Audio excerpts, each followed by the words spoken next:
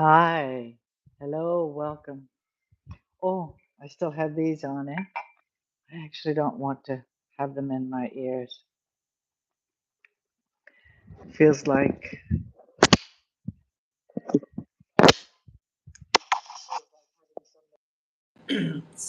stick their fingers in my ear. I know you know what I mean. For those of you who use these type of things, feel inspired to come and journey. Have a beautiful sky. Let me see. I can turn it around while I'm live to show you what I am seeing. That's today's sky. There's something about the pattern of light, and how it's created shadows and light, and more shadows. Yeah, so that's the sky I'm creating with, so that you know some of what my atmosphere and environment is inspiring, because our environment matters. We all know it. There are places that are inspiring, and there are places that just aren't.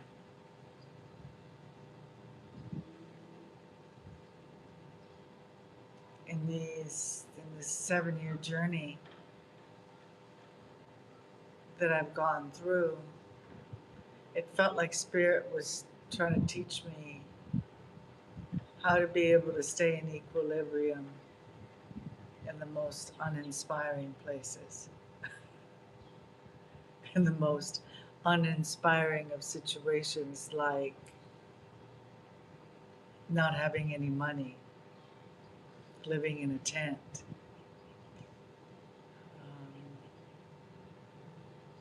Very often your thoughts were on the very simplest of things, like where are we going to get food today? What's left over from yesterday? How many days of food do we have left?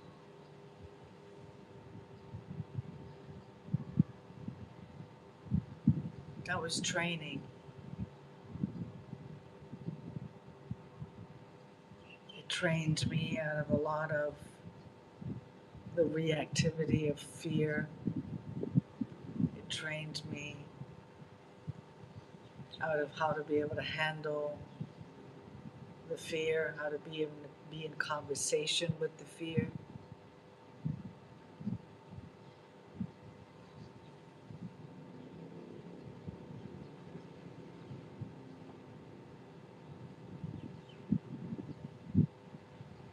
So, yeah, life was teaching me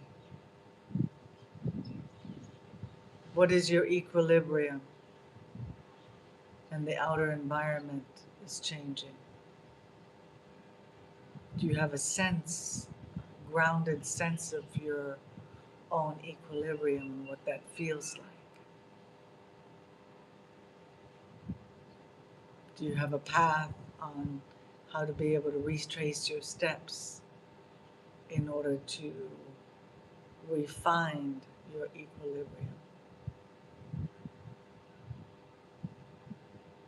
Those are all things that were being trained into me much more intensely in that 7-year period of time. It was just coming at me. Every day it was like, okay. Whew. What else? I'm like, damn, do you really have to do this training so intensely? You have to take it so seriously. I really don't want to be a samurai. I changed my mind. I don't want to be spiritually realized. I don't want to know the answers. It's okay. You can keep your answers. Stop asking the questions.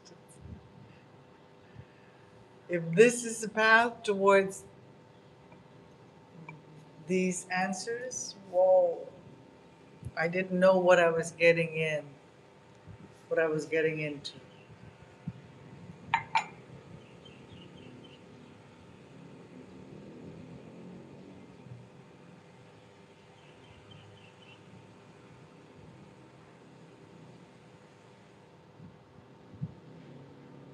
I've been thinking about success lately. This topic of a successful life, inspired by Kimora Lee, a podcast I watched that she was on.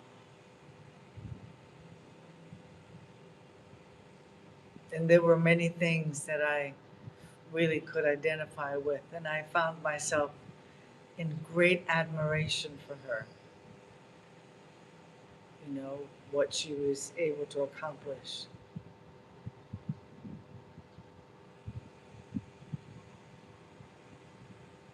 And is it special because of what she was able to accomplish, or because we hear her story on what she's accomplished? Because there are many, many more people who have done spectacular things that we will never know what their names are. We'll never know what they did, although what they did was pivotal in shifting culture, in shifting knowledge, in shifting our perception of awareness, in shifting what we see as being reality and what's possible. Like when I was younger, I have lived a life long enough so that there weren't, we didn't talk about billionaires. They might have existed, but it was so on the quiet, it wasn't even talked about on mainstream. The billionaires did not want to be known for having billions. They wanted it as quiet as possible. So we only heard about millionaires. So in my mind, that was like the top of what your possibility was. And then it became more talked about, the existence of billionaires and what companies and corporations that they're a part of, and CEOs and their families and what they own and all those kind of things.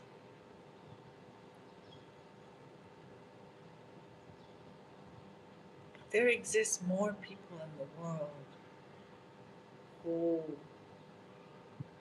have had great accomplishments that have not been spotlighted.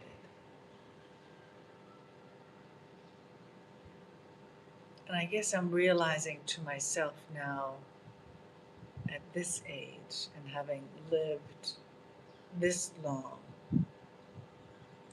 that I'm sorry that I spent so much time believing that that was success. Being on television and being spoken about, and people knowing your name and what you've done, that was success.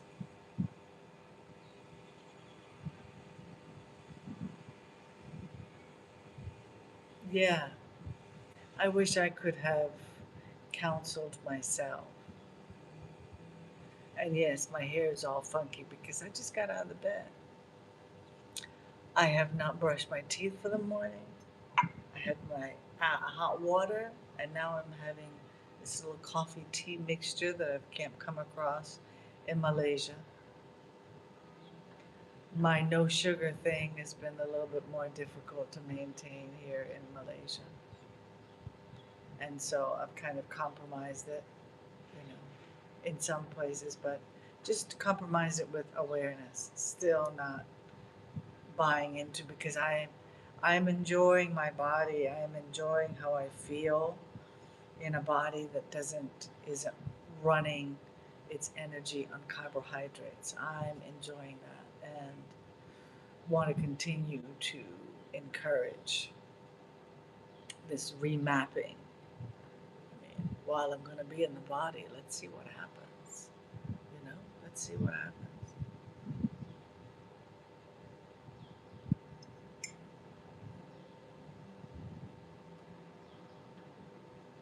There are more things that I want to do.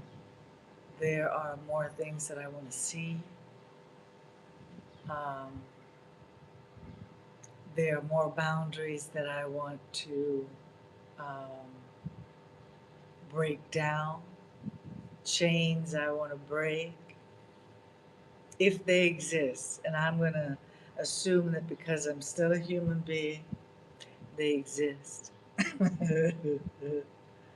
You know, I think what is different for me in this last year is the letting go of struggle.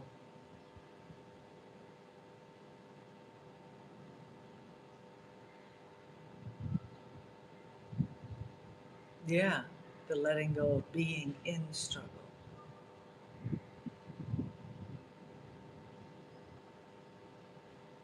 I want to be in flow. I want to be in flow.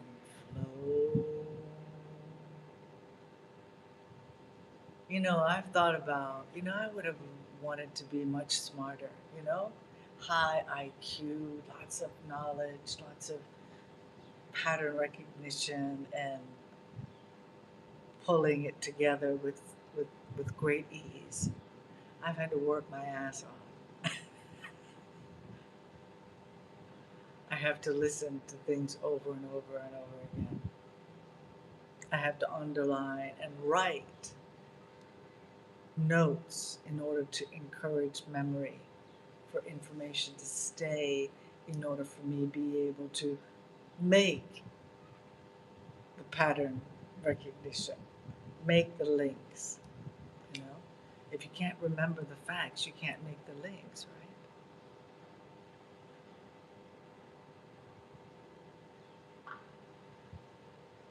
I've wanted to be smarter. I don't know if that's been one of your things that you would have wanted to put on your life goals. Um, but if today I was presented with the choice of, okay, we'll revamp your life and we're going to make it smarter this time. You tell us how smart you want to be. But the trade off is a sense of humor.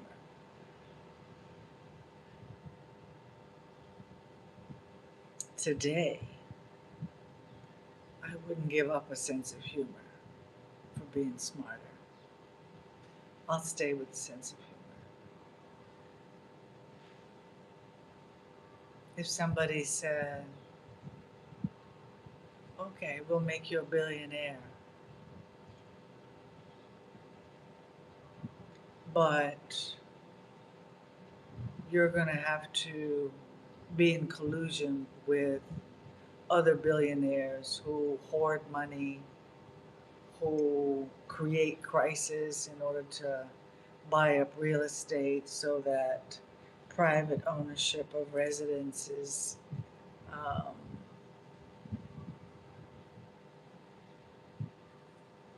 is discontinued. People will be enslaved to billionaires for places to live because they own everything. That's your trade-off.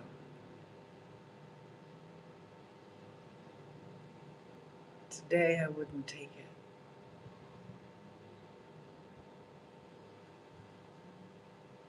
It's not worth it. I don't know how many $1 billion that it could ever be worth it. I have lived a life long enough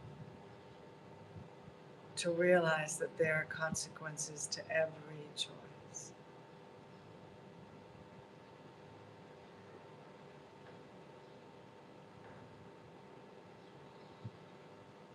And those consequences go for many more years than you would believe.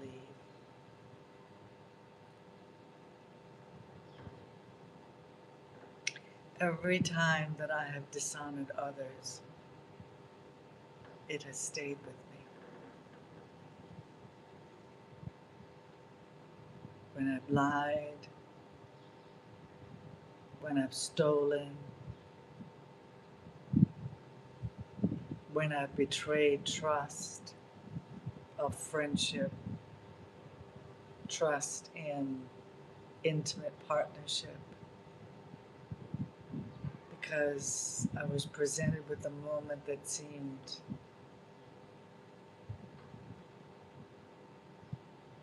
irresistible.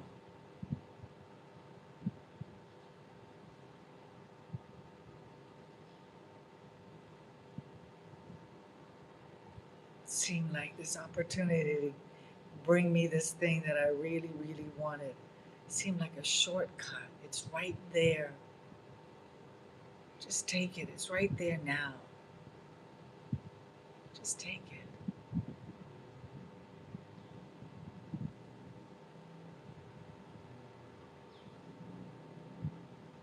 And how every time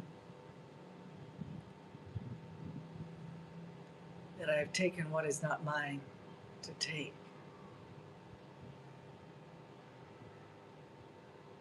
when I have abused my power to take advantage of someone, to control someone,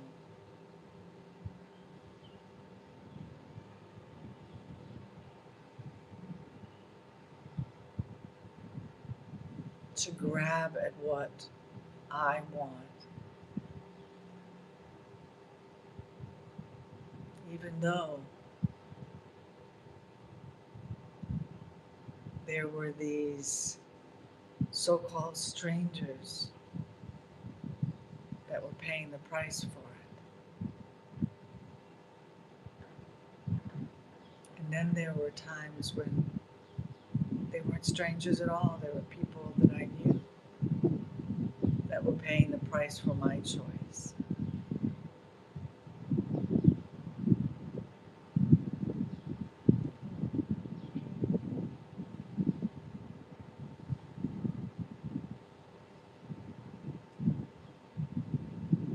I hold myself with tenderness,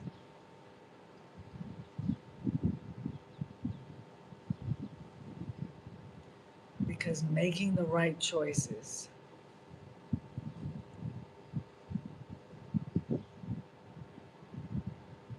isn't always as clear as I used to believe it was. In my 20s, I thought it was black and white. I thought with the principles and integrity that I believed myself to have, that there was no way I could go off.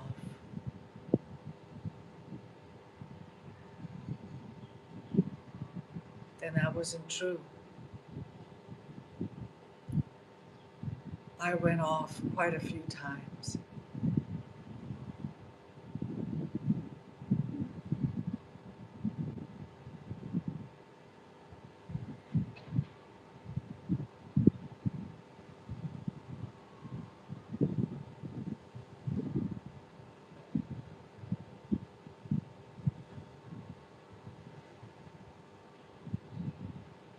It has taken 63 years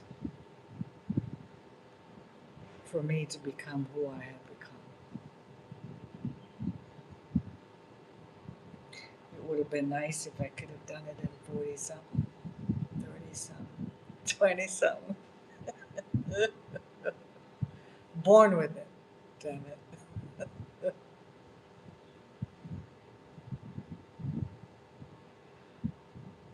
But that was not my journey. My journey was another.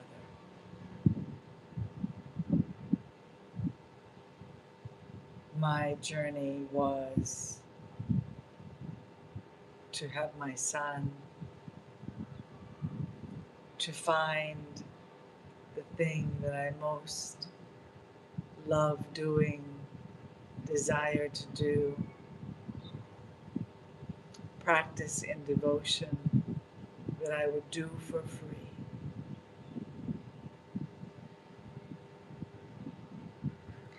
My journey has been how to learn what it is to love unconditionally. What does that feel like in a human journey? To learn to love oneself first of all, unconditionally. And then to learn what it is to love others unconditionally. Faulty, messy, contradictory humans that we are.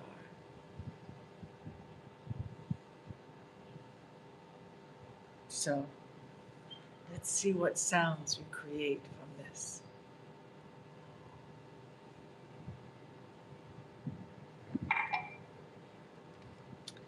Not advisable to listen to these sounds while you need to be operating a machinery or anything, cutting knives, anything that requires your full attention. This is this is not sounds to take in. Shh.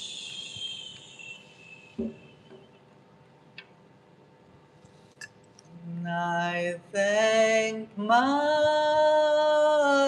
ancestors, my ancestors.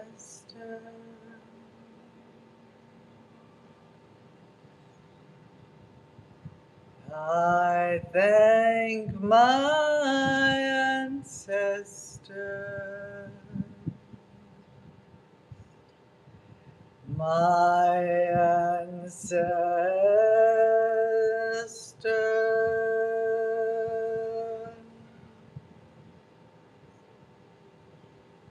ancestors in creation, ancestors in luminous love,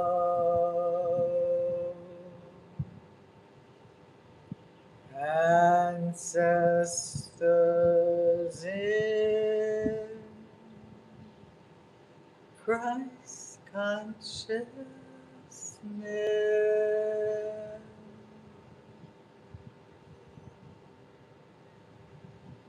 We activate our filters. We activate our filters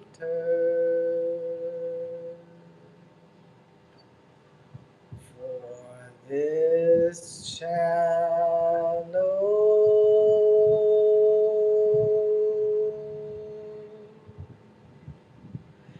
Lama Kosi.